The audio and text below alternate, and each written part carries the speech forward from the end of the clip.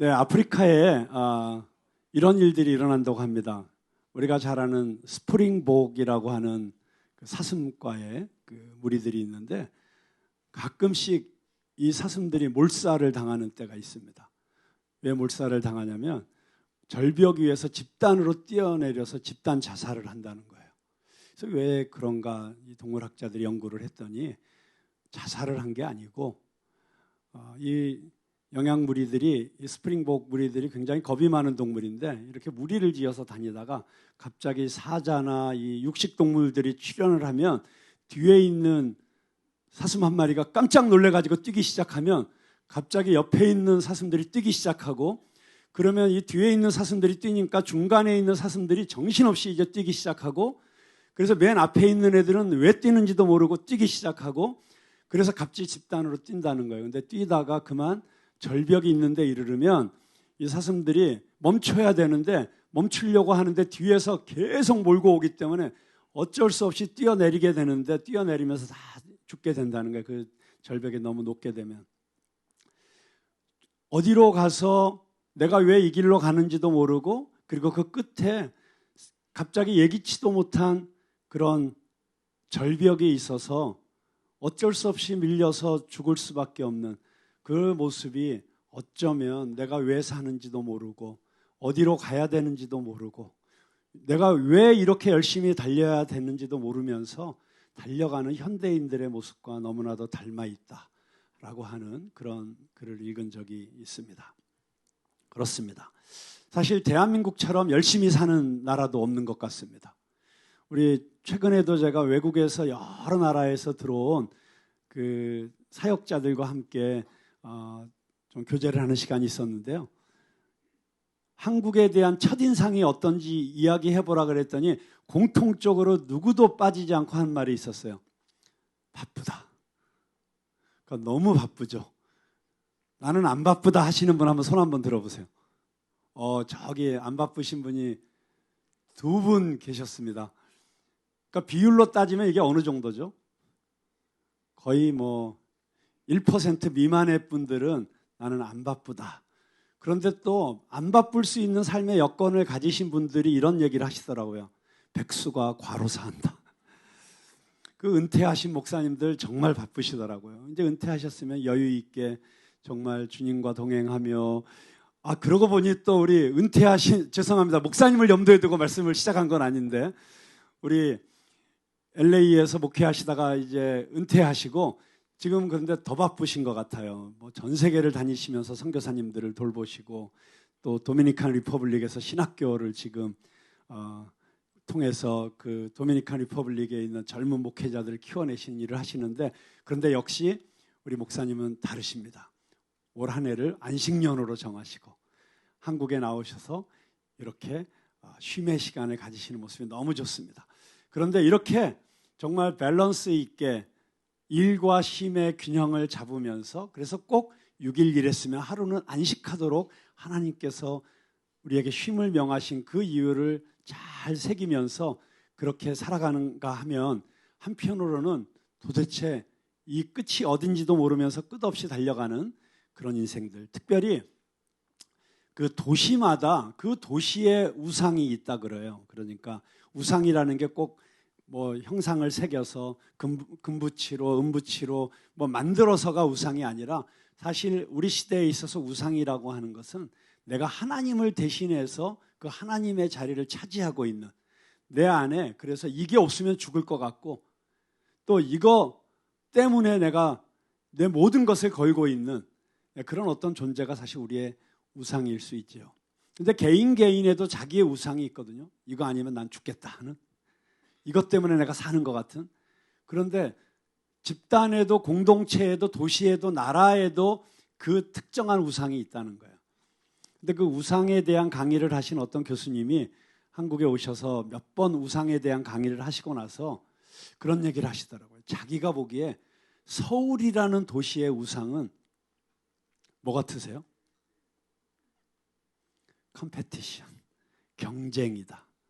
남과 달려서 이겨야 되는, 1등 해야 되는, 어릴 때부터 1등만이 살아남는 더러운 세상. 오죽하면 개그 프로그램까지 만들어졌겠습니까? 1등 아니면 알아주지 않는. 그래서 너도 나도 어떻게 쓰든지 남들로부터 인정받고 남들보다 더 앞서 나가야 되고, 그래서 나보다 연약한 사람들은 돌보라고 하나님께서 맡겨주신 사람들인데 그 사람들조차도 밟고 나는 그 위에 서 있어야만 되는 이런 사회 분위기 속에서, 그래서 1등이 아니면 내 존재의 가치가 전혀 없는 것처럼 느껴지는 분위기 속에서 우리는 치열하게 달릴 수밖에 없는 숨가쁜 삶을 살아왔다고 할 수 있습니다.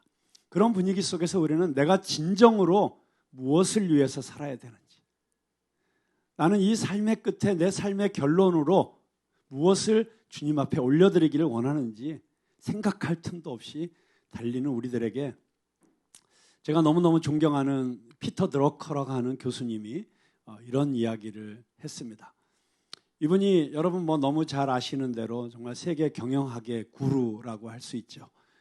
그리고 경영학의 신이다 이런 이야기까지 들었던 분이신데, 이분이 나이가 90이 넘어서까지 계속해서 책을 새로 쓰시면서 당신의 그 수많은 책 중에서 최고의 책은 무엇이라고 생각하십니까? 한 권만 꼽아주십시오 했을 때 주저없이 요 다음에 나올 책입니다 라고 얘기할 정도로 그런 왕성한 그 학습. 그래서 이분의 특징은 매년 2, 3년마다 하나씩 천착하는 주제가 달라진다는 거예요. 그리고 그 2, 3년 안에 그 분야의 최고의 전문가가 되어버릴 정도로 몰입해서 공부를 하고, 그래서 정말 많은 사람에게 영향을 끼치셨던 분입니다. 그런데 그분이 어떻게 이렇게 영향력 있는 삶을 살게 되었는가? 어떻게 이렇게 모든 사람들에게 선하고 아름다운 교훈을 주시는 이런 삶을 살게 되었는가 했을 때 이분이 꼽으신 이야기는 이것이었습니다. 자기가 고등학교를 독일에서 나왔는데, 독일은 고등학교를 김나지움이라고 하잖아요. 근데 그 김나지움이 캐톨릭에서 운영하는 김나지움이었대요. 그때 어떤 신부님께서 수업 시간에 들어갔는데 칠판에다가 크게 써놓으셨다라고 하는 거예요. 나는 죽어서로 무엇으로 남기를 원하는가? 나는 죽어서 무엇으로 남기를 원하는가? 이 질문을 써놓고 나서 학생들에게 자, 여기에 대해서 답이 있는 사람 한번 손 들어봐라. 그런데 아무도 손을 안 들은 거예요. 그랬더니 그 신부님이 껄껄 웃으시면서, 그래, 지금 이거에 대해서 쉽게 대답할 수 있는 사람은 없겠지. 그런데 너희들이 나이가 50이 되어서도 여전히 이 질문에 대해서 답을 할 수 없다면 과연 너희들의 삶이 의미가 있는 삶인지 고민해봐야 될 거야 라고 하는 이야기를 하셨다고 합니다. 그때 그 고등학교 때 그 선생님의 질문, 그 신부님의 질문으로부터 뭔가 새로운 눈이 열린 것 같은 삶이 시작이 되었고, 그리고 그때부터 끊임없이 자기는 자기 인생의 목적이 무엇인지, 나는 어디를 향해서 가야 되는지 의식하면서 살았더니 오늘날 내가 이런 삶을 살 수 있게 되었다. 내가 몇몇 사람이라도 그들의 삶의 목표를 이룰 수 있도록 도와줄 수 있는 이런 삶을 살게 되었다라고 하는 고백을 했습니다. 자, 여기서 굉장히 중요한 저는 주제를 하나 여러분들과 함께 생각하려고 합니다. 그것은 무엇이냐면, 내가 정말 원하는 것은 무엇인가? 나는 내가 정말 원하는 것이 무엇인지를 알고 있는가? 그리고 나는 지금 그 길을 향하여 달려가고 있는가? 그 길을 향하여 가고 있는가?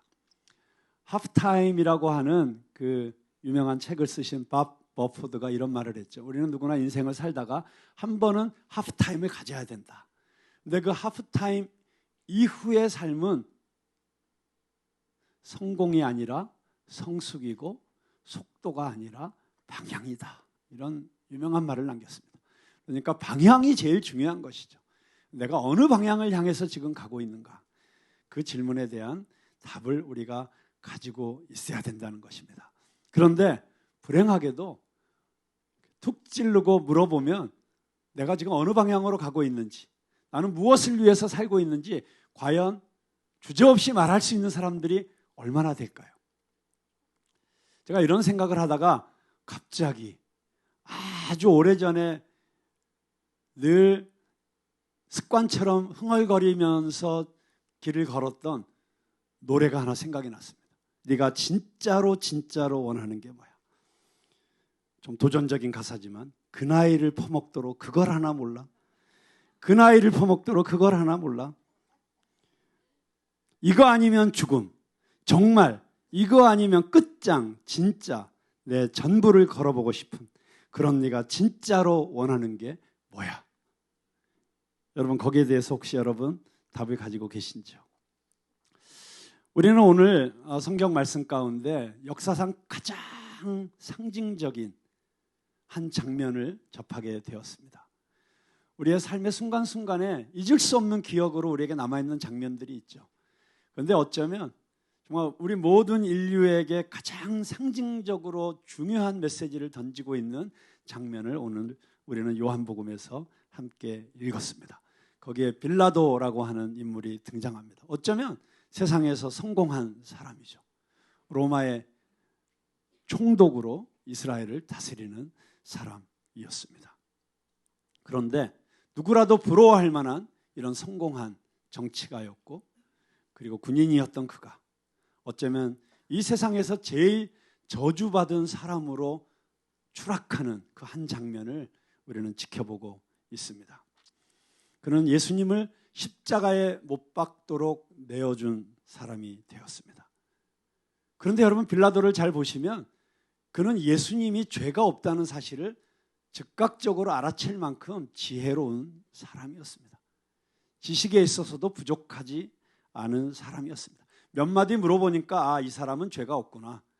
그리고 이 사람이 나에게 끌려온 것은 자기들의 기득권이 무너지는 것을 두려워했던 유대교의 종교 지도자들, 유대교의 무리들이었구나 라고 하는 것을 금방 간파할 수 있었을 정도로 분별력도 있었던 사람입니다.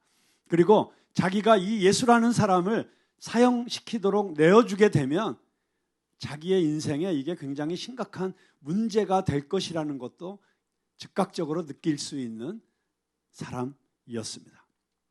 자, 그리고 오히려 죄가 없을 뿐만 아니라 굉장히 매력 있는 사람이다라고 하는 걸 금방 느낄 수 있었어요.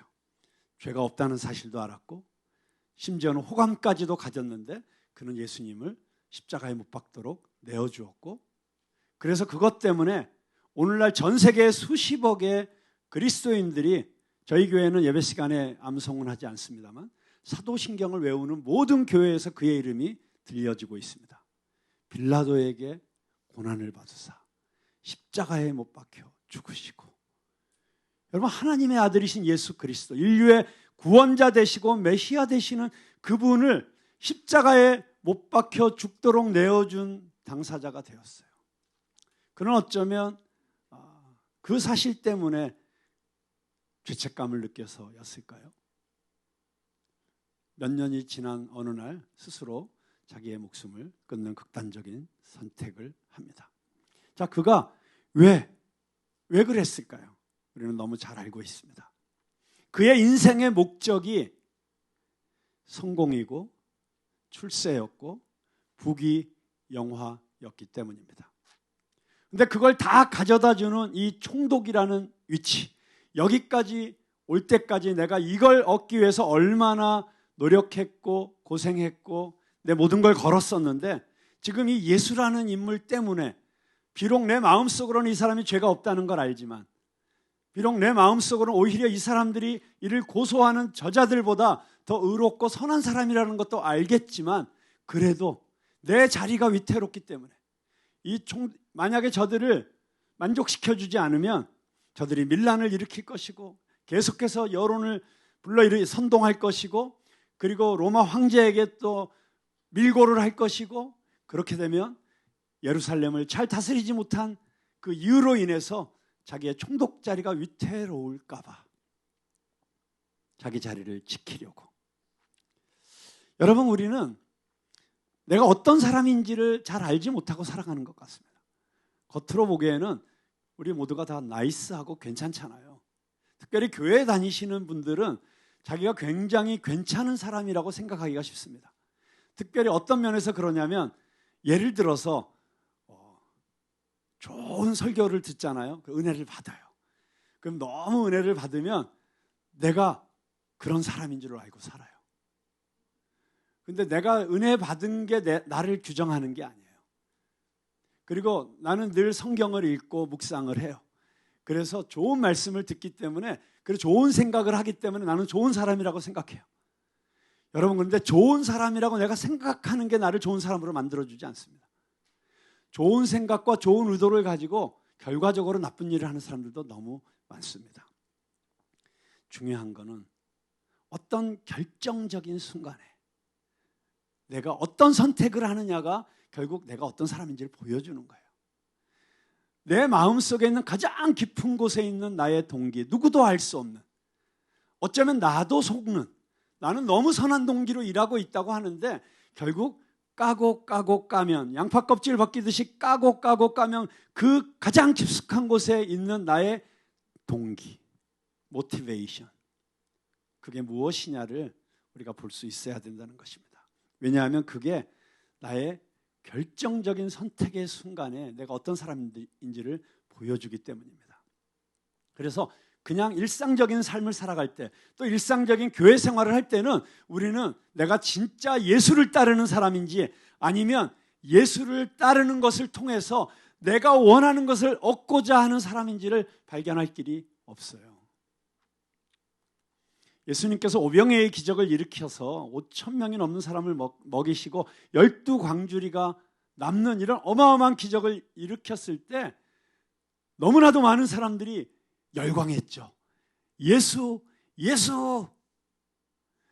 우리 왕이 되어주소서 소리쳤어요. 그리고 왕으로 삼으려고 했어요. 그런데 예수님께서는 그들을 피해서 산으로 도망가셨어요. 왜 그러셨을까요? 바로 그 사람들이 얼마 지나지 않아서 예수를 십자가에 못 박아라, 십자가에 못 박아라 소리칠 수 있는 사람들이라는 걸 아셨기 때문에.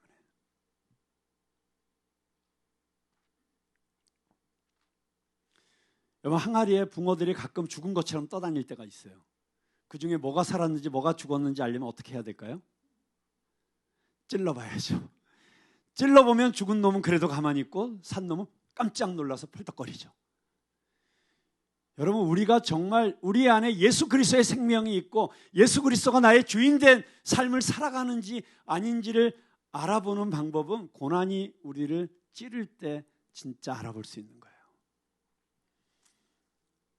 우리 한국에 오셨던 그 많은 선교사님들이 양화진에 묻혀 계신데 그 중에 한 분이 헐버트라는 선교사님이십니다. 근데 그 헐버트 선교사님이 정말 탁월하신 분이셨어요. 그때 당시에 이미 7개 국어를 능통하게 하시는 분이셨고 한글이 영어 알파벳보다 더 위대한 글이다라는 걸 그때 깨우치셔서 한글을 정말 체계화시키는 데 많은 도움을 주시기도 했던 분이십니다. 그런데 그분이 이런 말씀을 하셨어요. 한국 사람들은 참 그 속을 알기가 어렵다. 교회에 나오는 많은 크리스찬들 가운데 자기가 보니까 자기가 예수 믿는다고 하는데 윤리적으로는 유교적으로 살고 철학적으로는 불교 사상을 갖고 있고 그리고 종교적으로는 샤머니즘이다. 그런데 그럼 이 사람이 진짜 어느 교를 믿는 사람인가를 알려면 고난이 그의 삶에 닥쳤을 때 그가 어느 쪽으로 기우는지를 보면 알 수 있다. 여러분, 맞지 않습니까? 결국 우리가 일상적인 삶을 살아갈 땐 잘 모르는 거죠. 그런데 정말 내가 어떤 사람인지, 내 마음속에 내가 진짜 원하는 게 무엇인지 알 수 있는 순간은 고난이 우리를 찾아올 때이고, 그리고 정말 내가 어떤 결정적인 순간에 어떤 선택을 하느냐를 보면 알 수 있죠. 내가 이 선택을 통해서 정의의 편에 설 것이냐, 거짓의 편에 설 것이냐. 내가 내 약간의 이익을 위해서 옳은 줄 알면서도 눈을 감아버릴 것이냐, 아니면 이것 때문에 어쩌면 내가 이루어놓은 모든 것을 다 날려버릴 수도 있지만 그래도 나는 그리스도인으로서 거짓말할 수 없다. 정의를 외면할 수 없다. 가난한 자들을 외면할 수 없다. 이런 마음을 가지고 진리의 편에 설 것이냐, 어느 편에 설 것이냐. 우리가 부르는 찬송 가운데 정말 비장한 찬송이 있잖아요. 어느 민족 누구게나 결단할 때 있나니. 그 찬송 아시나요? 어느 편에 설 것인가 결단할 때 있을 때 내가 하나님의 나라를 선택할 것인가 세상의 나라를 선택할 것인가. 여러분, 이 빌라도를 보면 정말 너무 기가 막힌 순간을 맞이하고 있어요. 왜냐하면 자기가 원하진 않았지만 창조주이신 하나님, 그분이 인간의 몸을 입고 이 땅에 오신 그분이 내 앞에 서 계신 거예요. 그리고 그를 보자마자 빌라도는 느낄 수 있었어요. 아, 보통 사람이 아니구나. 그래서 자꾸 물어보죠. 네가 유대인의 왕이냐? 근데 내 나라는 이 나라에 속한 것이 아니다. 그리고 네가 진리를 알면 진리가 너를 자유케 하리라. 예수님께서 도전하시잖아요. 그때 빌라도가 뭐라고 질문하죠? 진리가 무엇이냐? 진리가 무엇이냐? 기가 막힌 질문을 한 거예요. 그리고 지는 역사상 누구도 가져볼 수 없는 기가 막힌 기회를 갖고 있어요.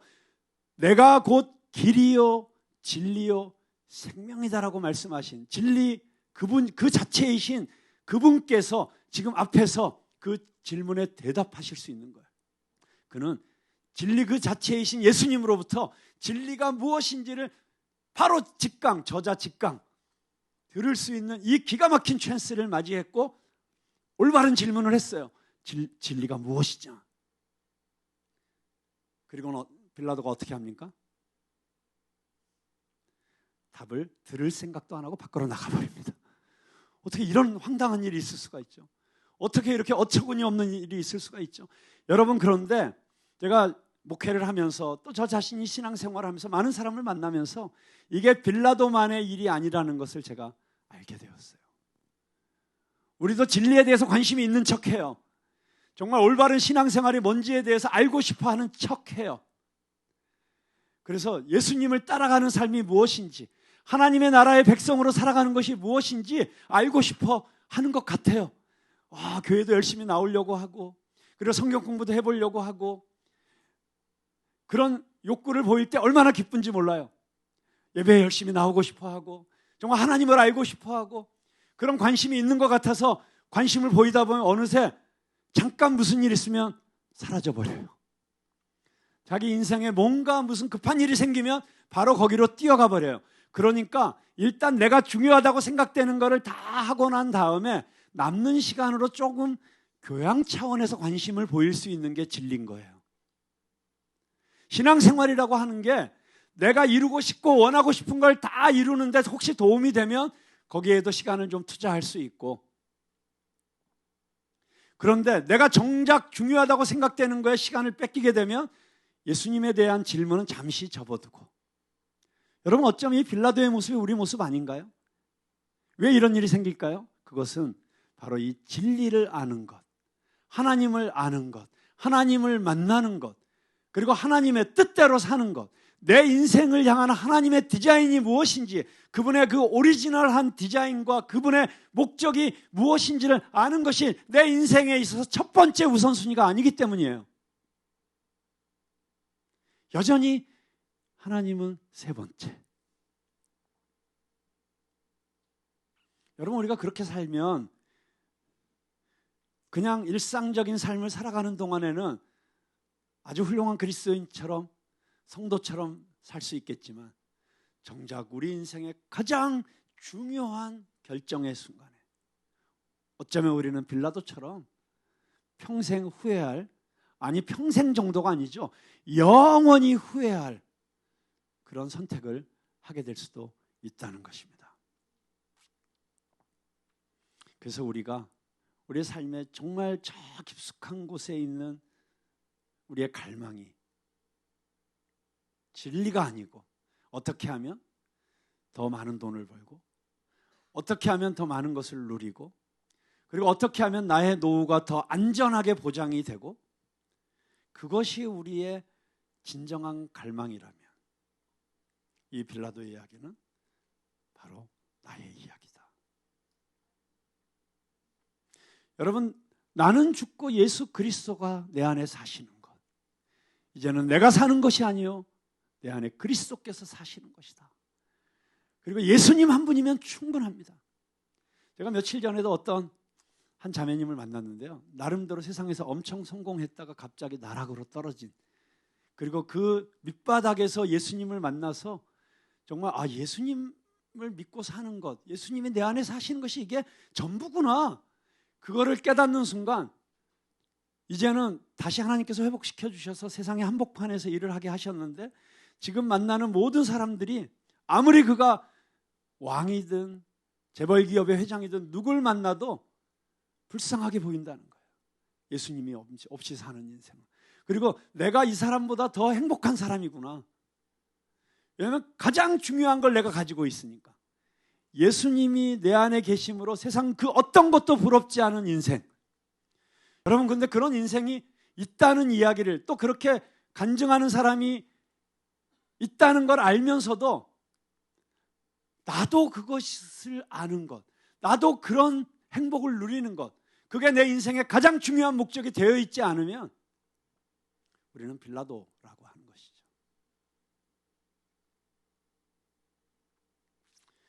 여러분, 예수님이 우리 안에 계신 것을 믿으십니까? 예수님이 우리와 언제나 함께 하시고 계시는 걸 믿으십니까? 그런데 왜 그것을 알아채지 못할까요? 왜 예수님이 내 안에 계실 때 내 안에 누릴 수 있는 그 완벽한 이런 행복, 축복 못 누리고 살아갈까요? 어떤 그 수도원장에게 어린 수도사가 와가지고, 저는 하나님이 정말 계신지 잘 모르겠어요. 예수님이 정말 지금 내 안에 계신지 모르겠어요. 예수님이 네 안에 계셔. 근데 왜 제가 그걸 깨닫지 못하죠? 느끼지 못하죠? 그때 그 원장님이 이런 얘기를 하셨다는 거예요. 사람이 술에 취하면 자기 집 맨날 가던 길도 헷갈려가지고 이리저리 방황하잖아. 네가 무엇인가 다른 것에 취해 있다면 그게 네 안에 있는 예수님을 발견하지 못하게 하는 거야. 여러분, 어쩌면 예수님을 믿고 영접하는 순간 예수님이 우리 안에 계신 줄로 믿으시기 바랍니다. 성령님이 우리 안에 계시고 역사하셔서 예수님을 만나게 하시고 예수님과 동행할 수 있도록 도와주시죠. 그런데 왜 우리는 그 삶을 못 누리고 있을까요? 우리가 여전히 예수님을 따른다고 하면서도 이 세상을 지배하는 이 악한 영들이 다스리고 있는 이 세상의 모든 잘못된 가치관과 세상이 주는 쾌락과 이 세상에서 내가 누릴 수 있다고 생각하는 그 어떤 것들이 내 눈을 가리고 있기 때문입니다. 그래서 보이지 않는 거예요. 진리가 보이지 않는 거예요. 진리이신 예수님이 보이지 않는 거예요. 여러분, 바둑 좋아하시나요? 네? 바둑을 둘 때 바둑을 두는 사람하고 옆에서 훈수 두는 사람이 있죠. 근데 두 사람이 똑같이 7급이에요. 바둑의 7급이다. 이거는 무슨 얘기냐면 지금 바둑이 진짜 너무 재밌는 시점이다. 그래서 요때가 제일 재밌다 그래요. 프로가 되는 것보다. 그런데 똑같은 7급들이 바둑을 두는데 옆에 있는 7급이 훈수를 둬요. 근데 자, 훈수를 두는 사람이 잘 둘까요? 바둑을 두고 있는 사람이 더 잘 볼까요? 훈수를 두는 사람이 언제나 한 급 위 정도 본대요. 이유는 뭘까요? 막상 바둑을 두는 사람은 이겨야 되겠다는 그 욕심이 있기 때문에 안 보이는 거예요. 그러니까 왜 하나님의 나라가 안 보이냐? 왜 내 안에 계신 예수님이 안 느껴지고 안 보이냐? 내 안에 무엇인가가 가리고 있기 때문이에요. 저는 저와 여러분이 그것들을 내려놓을 수 있게 되기를 바랍니다. 정말 안개가 거치듯이 싹 세상이 나에게 준 그 잘못된 그 무엇인가가 쫙 커튼이 열리듯이 열리면서 선명하게 나와 동행하시는 예수님을 볼 수 있게 되기를 바랍니다. 여러분, 그렇게 되면 우리는 사도 바울과 같은 고백을 하는 거예요. 사도 바울도 나름 그 당시에 화려한 인생을 살았던 사람이에요. 그런데 그 사도 바울이 뭐라고 고백합니까? 내가 한때 자랑으로 여겼던 그 모든 것들을 이제는 내가 배설물처럼 여기노라. 여러분, 우리 인생에 뭐가 제일 중요한가요? 내가 가장 중요하다고 생각하는 그것이 예수님을 가리면 안 되는 것입니다. 내 무엇인가가 심지어는 목회조차도 우리의 우상이 되면 안 됩니다. 목사로서 목회를 하게 되면 잘못하면 이 교회를 성장시키고 이 교회가 잘 되고 이게 우상이 될 수 있어요. 그래서 그 목적을 위해서 달려가다 보면 막 잘 안 되면 짜증이 나고 화가 나고 스트레스 받고 그래서 늘 불만이고 어떤 외국에서 오신 그 신학교 교수님이 한국의 많은 목회자들을 만나보고 그런 얘기를 하신 게 참 인상적이었어요. 한국에 있는 목사님들을 만나보니까 거의 대부분의 목사님들이 원하는 게 조금 더 큰 교회더라는 거예요. 조금 더 큰 교회. 개척교회는 이제 상가교회를 벗어나서 자기 건물 가진 교회. 자기 건물 가진 교회는 조금 더 큰 교회. 그리고 그래서 다 대형교회를 지향하는. 그런데 문제는 대형교회가 많아요? 몇 교회 없어요. 그래서 한국의 목사님들이 다 행복한 분들이 별로 없다는 거예요. 다 불만이야. 그래서 불만으로 가득 찬 목사님이 목회를 하니까 그 교회 교인들도 다 불만해. 불만족스러워요. 여러분, 예수님 때문에 행복하고 그 행복으로 가득 차서 날마다 기쁘고 어떤 상황이 와도 기쁘고 그런 목사님이 목회를 하는 교회라야 성도님들도 행복하지 않을까요? 그러니까 저한테 스트레스 주지 마세요. 자꾸 목회 더 잘하라고 뭐 왜 이거밖에 못하냐고 그러시면 제가 스트레스 받아. 그러면 내가 더 잘해야 돼. 근데 잘 안 돼. 워낙 타고난 걸 어떻게 하겠어요. 그래가지고 막 짜증나고 그러면 누구에게 그 짜증이 가겠어요? 네, 그 교인한테 짜증 낼 수는 없잖아요. 그러면 집안에 있는 그 누군가에게 짜증 내겠죠. 그럼 그분은 어떻게 될까요? 짜증나죠. 그러면 누구에게 그 짜증을 낼까요?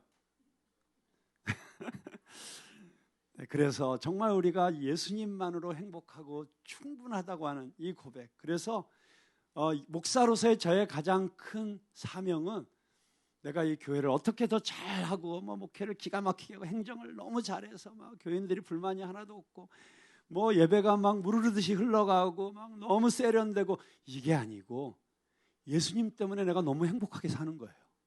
내가 너무 기쁘게 살아야 돼요.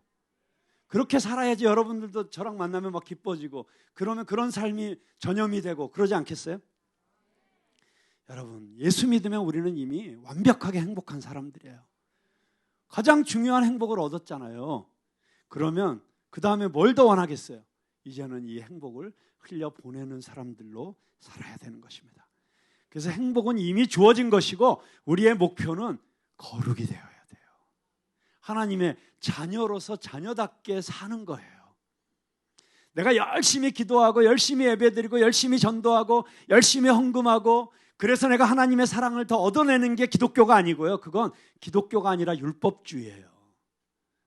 그게 아니고 나는 이미 예수님이 내 안에 계심으로 이미 너무나도 행복하기 때문에 너무나도 감사하기 때문에 그 사랑 때문에 너무 충만하기 때문에 그래서 열심히 기도하고 너무 감사해서 찬양하고 예배드리고 너무 감사해서 이걸 누군가에게 전하고 싶어서 전도하고 그게 그리스도인의 삶이 되어야 되는 줄로 믿습니다.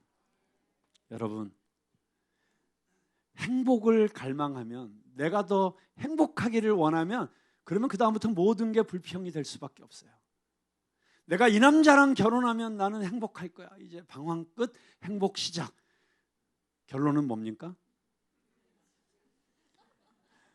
결혼의 목적이 나에게 있는 결핍을 채워주는 것이라면 그러면 그걸 채워줄 수 있는 남자는 이 세상에 누구도 없기 때문에 또는 이 여자랑 결혼하면 이제 나는 완전히 행복할 거라고 나의 이 싱글로서 살던 이 모든 외로움과 이 모든 부족함을 다 채워줄 거라고 그걸 기대하고 설마 결혼하시진 않았죠? 근데 어쩌면 결혼하는 순간에는 그럴 거라는 착각도 할 수도 있어요. 그런데 절대 채워지지 않아요. 우리는 예수 그리스도만으로 충분한 사람이 되어야 됩니다.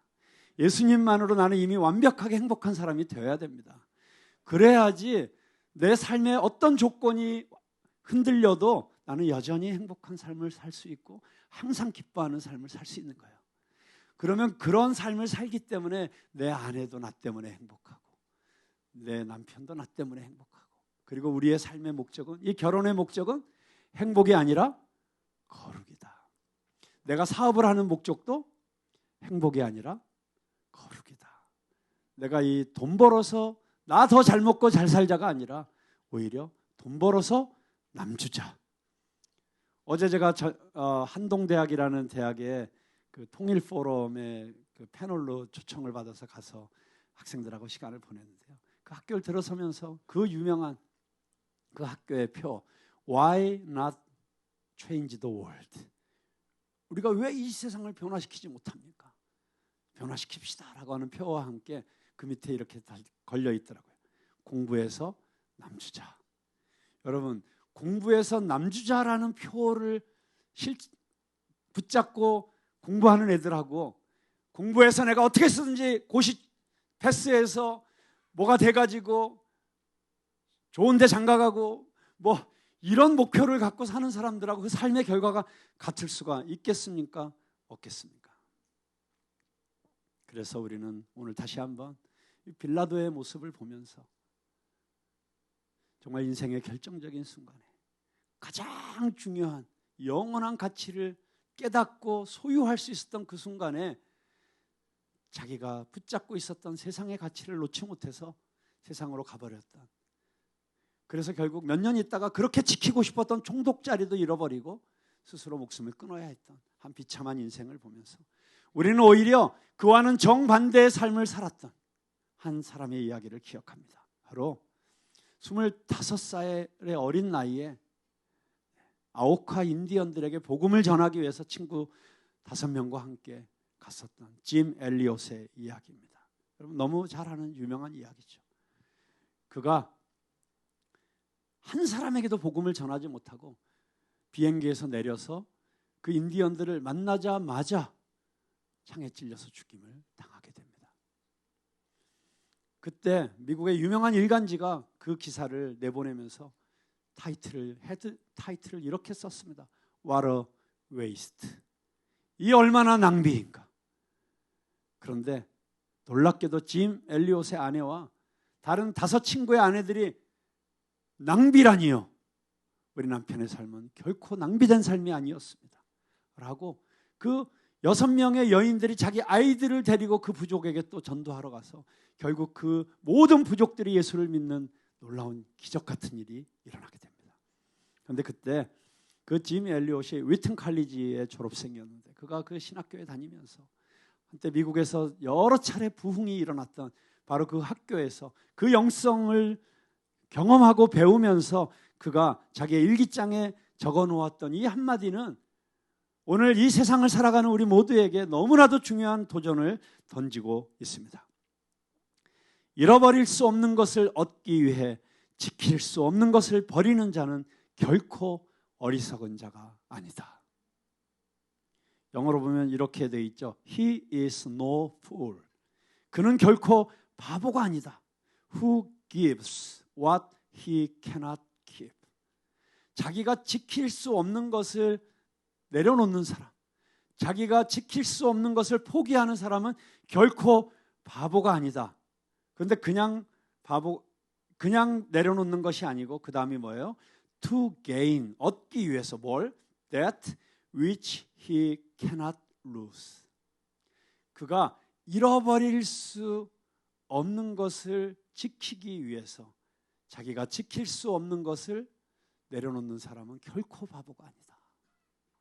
여러분, 그가 결코 놓쳐서는 안 되는, 절대로 포기해서는 안 되는 것은 예수 그리스도였습니다. 그의 복음이었습니다. 하나님의 나라였습니다. 그렇기 때문에 그는 그 가치를 위해서 자기가 결코 지킬 수 없는 것, 뭘까요? 자기의 생명은 결코 이 땅에서 영원할 수가 없는 것이죠. 아무리 오래 살고 싶어도 살 수 없는 것이죠. 여러분에게 어떤 물질이 주어졌을 때 그건 축복입니다. 그런데 그것이 영원할 거라고 착각하지 마십시오. 여러분의 건강이 있을 때 그 건강을 지키기 위해서 열심히 애써야 되는 것은 맞습니다. 그런데 우리는 언젠가 그 건강을 잃어버릴 때가 올 것입니다. 지금 내가 누리고 있는 이 관계가 영원할 것이라고 생각하지 마십시오. 영원하면 얼마나 좋겠습니까? 천국 갈 때까지 같이 가면 얼마나 좋겠습니까? 그런데 언제든지 깨질 수 있다는 것을 아셔야 됩니다. 근데 그것이 우리 인생의 최우선의 목표가 되어서는 우리는 어리석은 자가 될 수밖에 없습니다. He is no fool. 그는 결코 어리석은 자가 아니다. 바보가 아니다. 다른 말로 거꾸로 하면 뭐예요? 영원히 지킬 수 없는 것을 지키기 위해서 정말 절대로 놓쳐서는 안 되는 것을 포기하는 자야말로 진정한 바보들이다. 여러분, 바보의 길을 선택하시겠습니까? 아니면 하늘나라의 별처럼 빛나는 다니엘과 같은, 그리고 그런 모든 이 세상의 것들을 내려놓고 가장 영원한 가치를 추구하는 삶을 우리에게 보여주신 바로 그 예수님의 길을 함께 걸어가시겠습니까? 윤동주가 쓴 십자가라는 시의 한 대목이 이런 대목이 있습니다. 괴로웠던 사나이, 행복한 예수 그리스도에게처럼 십자가가 허락된다면. 여러분, 예수님이 걸어가신 길은 세상 사람들이 보기에 결코 행복하거나 편안하거나 부러워할 만한 그런 길은 아니었죠. 그리고 그가 메어 달린 십자가는 가장 치욕스러운, 가장 고통스러운 형벌이었습니다. 그럼에도 불구하고 그분은 그 길을 걸어가면서 물론 괴로우셨죠. 고통스러웠습니다. 아버지, 할 수 있다면 이 잔을 내게서 떠나가게 하시옵소서. 그러나 내 뜻대로 마시고 아버지의 뜻대로 하시옵소서.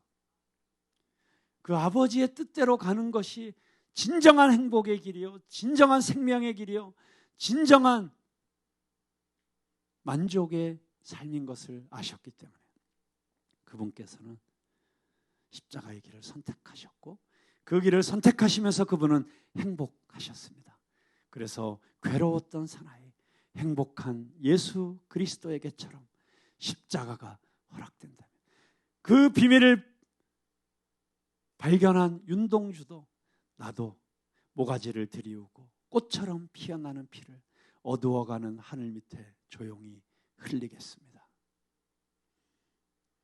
여러분, 우리도 빌라도처럼 어리석은 선택을 하는 자가 아니라 비록 사람들에게 조롱받고 채찍으로 맞고 마지막 남은 피 한 방울까지 다 흘리면서 자기 육신의 어머니가 보는 앞에서 벌거벗은 채로 수치를 당하며 죽임을 당하는 길이었지만 하나님의 뜻을 이루기 위해서, 그리고 그것이 가장 고귀한 가치인 것을 알아서 기쁘게 그 길을 가신 예수님과 함께 우리도 그 길을 함께 가기를 소망합니다.